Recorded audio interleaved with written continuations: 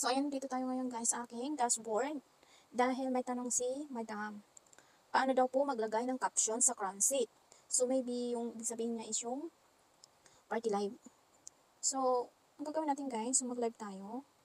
Diba? So, click lang natin yung party live. So, diba ganyan.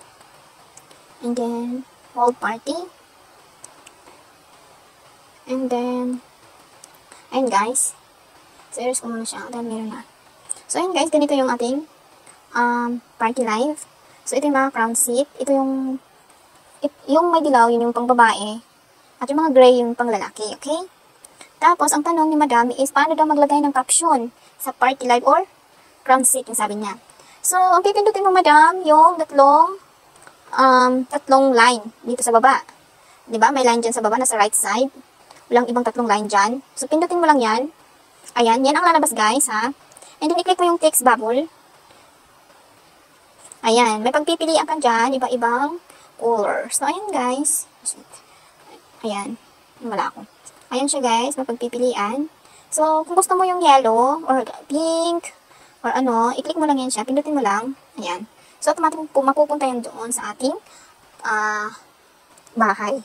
O sa ating party live sa screen. Automatic yan siya guys. So, mahahawakan mo yan siya.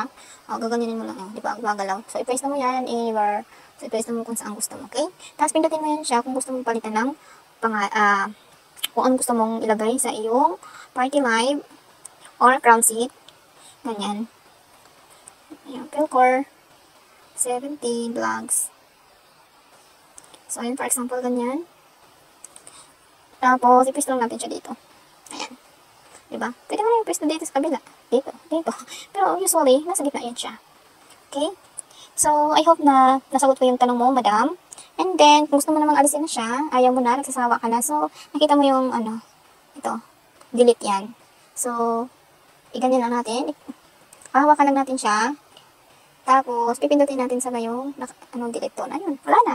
So, ganun lang kasimple guys, Madam, maglagay ng caption sa ating party live or crown seat. So, ayun lang. Thank you so much.